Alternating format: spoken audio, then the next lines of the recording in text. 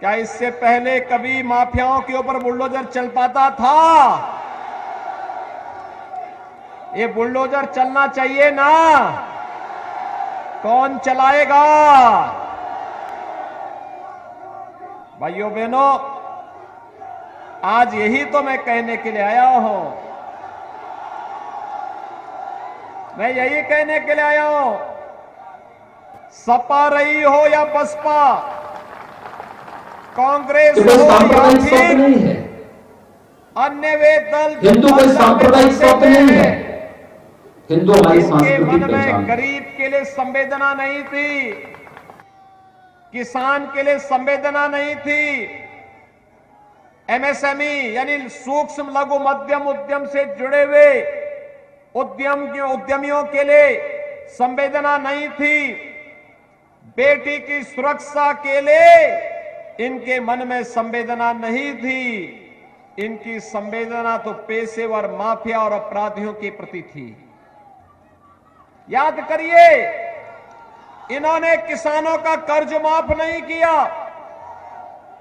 इन्होंने अन्नदाता किसानों के बारे में कुछ नहीं किया, बेटियों की सुरक्षा के लिए कुछ नहीं किया, गरीबों को मकान नहीं दिया, गरीबों को शौचालय नहीं दिया और स्वास्थ्य की भी कोई उत्तम व्यवस्था ये लोग नहीं कर पाए थे। याद करिए, इस सदी की सबसे बड़ी महामारी कोरोना है। कोरोना में दुनिया की बड़ी बड़ी ताकतें इस महामारी के सामने पस्त हो गई और उत्तर प्रदेश में हमने कोरोना के जिन को बोतल में ऐसा बंद कर दिया कि हजारों की संख्या में भीड़ एकत्र है, कोरोना का कहीं अता पता नहीं। ये होती है कोरोना प्रबंधन की, कैसे कोरोना प्रबंधन होता है। प्रधानमंत्री मोदी जी के नेतृत्व में फ्री में टेस्ट, फ्री में उपचार और फ्री में वैक्सीन। कितने लोगों ने वैक्सीन ली है? वाह जी, आपका मैं अभिनंदन करता हूं, आपने सबने वैक्सीन ले ली है। मैं धन्यवाद दूंगा अपने इन दोनों विधायकों को जिन्होंने वैक्सीन लेने के लिए सभी लोगों को प्रेरित किया। भाइयों बहनों, जो लोग वैक्सीन के खिलाफ दुष्प्रचार करते थे, कहते थे कि यह मोदी वैक्सीन है, भाजपा वैक्सीन है, अब तो उनको जवाब दोगे ना, ये मोदी वैक्सीन और भाजपा वैक्सीन से ही जान बची है। बताएंगे? वोट की चोट से उन पर जोरदार प्रहार करेंगे ना? और भाइयों बहनों, एक तरफ फ्री में वैक्सीन, सबको वैक्सीन, और दूसरी तरफ अपने सभी नागरिकों के लिए डबल इंजन की सरकार है, डबल डोज राशन की महीने में फ्री में व्यवस्था। ये राशन पहले मिल पाता था? नहीं मिलता था ना। और ये बिजली आती थी क्या? पिछली सरकारों ने तो इस पूरे क्षेत्र को डार्क जोन बना दिया था।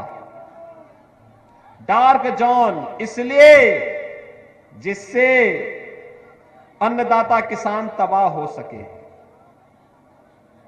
ठाकुर भानु प्रताप सिंह जैसे किसान हार मान करके, थक करके घर बैठ जाए, इसलिए डार्क जोन घोषित कर दिया था। लेकिन मैं धन्यवाद दूंगा ठाकुर भानु प्रताप सिंह को, इन्होंने हमारे सामने कहा था डार्क जोन से उभारो, हम लोगों ने डार्क जोन से उभार दिया। मैं धन्यवाद दूंगा अपने इन दोनों विधायकों को जिन्होंने कहा था हमारे किसानों को ट्यूबवेल का कनेक्शन भी मिलना चाहिए और खारे पानी की समस्या का समाधान भी होना चाहिए।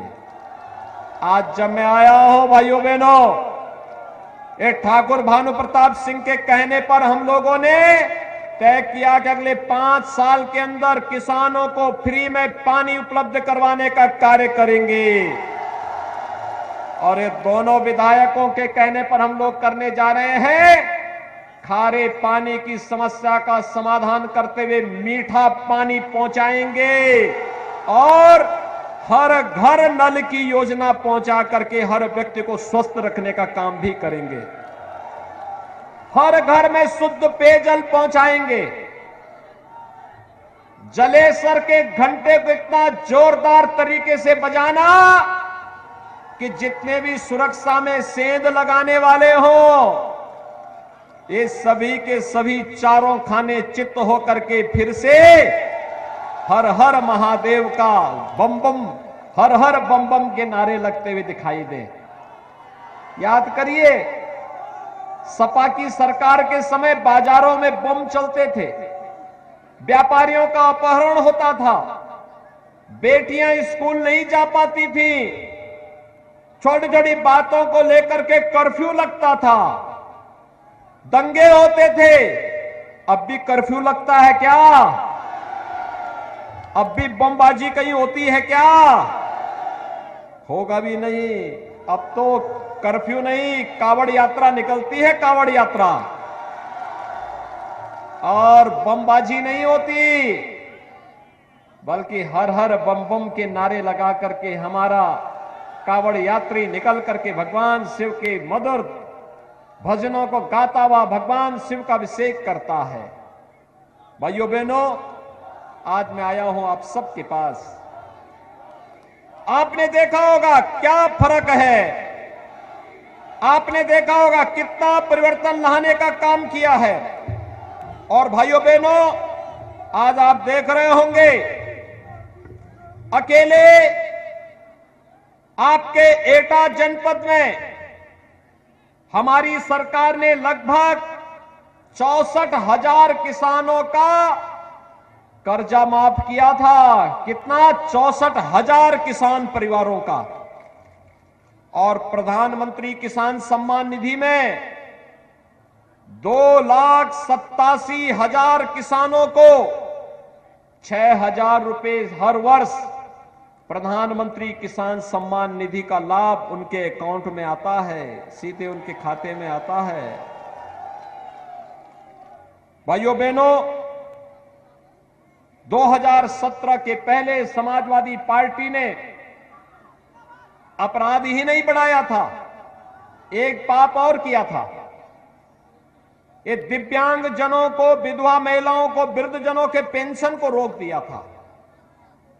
छठे छटाए गुंडों को उसने पेंशन देना प्रारंभ कर दिया था। भाइयों बहनों, आज हमारी सरकार प्रदेश के अंदर 1 करोड़ गरीबों को, 1 करोड़ दिव्यांगजन, विधवा महिला और वृद्धजनों को 12,000 रुपए पेंशन दे रही है। और आपके एटा जनपद की मैं बात करूं तो भाइयों बहनों, यहां पर अगर मैं बात करता हूं तो 11,500 से अधिक दिव्यांगजनों को, 23,700 से अधिक विधवा महिलाओं को और 40,000 वृद्धजनों को 12,000 रुपए सालाना पेंशन की सुविधा हमारी सरकार उपलब्ध करवा रही है, अकेले एटा जनपद को। भाइयों बहनों, 15 लाख गरीबों को एटा जनपद में महीने में 2 बार फ्री में राशन देने का कार्य सरकार कर रही है, आपके अकेले एटा जनपद में। और आवास की सुविधा की मैं बात करूं भाइयों बहनों, समाजवादी पार्टी की सरकार अपने 5 साल के कार्यकाल में, 5 साल के कार्यकाल में पूरे उत्तर प्रदेश में मात्र 18,000 गरीबों के लिए मकान स्वीकृत की थी। दिया एक को नहीं, लेकिन स्वीकृत किया था 18,000। और डबल इंजन की भारतीय जनता पार्टी की सरकार ने 43,50,000 गरीबों को एक एक मकान दिया है। और अगर मैं एटा की बात करूं तो भाइयों बहनों, 22,200 से अधिक गरीबों को एक एक मकान मिला है। 22,100 से अधिक, 200 से अधिक। एक फर्क साफ है। लेकिन भाइयों बहनों, ये गरीबों को आवास, गरीबों के लिए शौचालय, हर घर नल की योजना, मेडिकल कॉलेज की सुविधा, अन्नदाता किसानों के लिए फसल ऋण माफी का कार्य हो या फिर अन्य सुविधाएं, नौजवानों के लिए टैबलेट और स्मार्टफोन हो, या डिग्री कॉलेज, पॉलिटेक्निक और ITI का निर्माण, फायर स्टेशन की स्थापना का कार्य हो, या फिर जलेसर के घंटे को वन डिस्ट्रिक्ट वन प्रोडक्ट में शामिल करके वैश्विक मानचित्र पर प्रस्तुत करने का कार्य।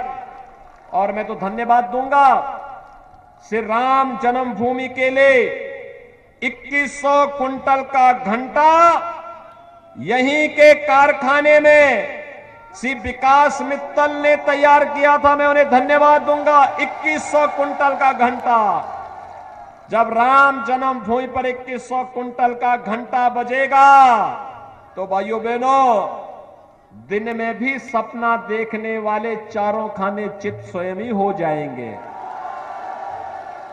ये मान्यता है कि जलेसर का घंटा जब देव मंदिरों में बजता है तो जो अपशकुन होता है वो अपने आप दूर भाग जाता है, और जो प्रदेश के विकास में अपशकुन थे वे अपशकुन जलेसर के घंटे से स्वतः ही दूर भाग जाएगा। और यही आह्वान करने के लिए आए हैं कि 5 साल में प्रधानमंत्री मोदी जी के नेतृत्व में डबल इंजन की सरकार ने जो किया है, भाइयों बहनों, ये हमारे लिए चुनाव जीतने का जुगाड़ भी नहीं था। चुनाव आएंगे जाएंगे, लेकिन सुरक्षा का माहौल मिलना चाहिए। हर गरीब को, हर नागरिक को सुरक्षा मिलनी चाहिए।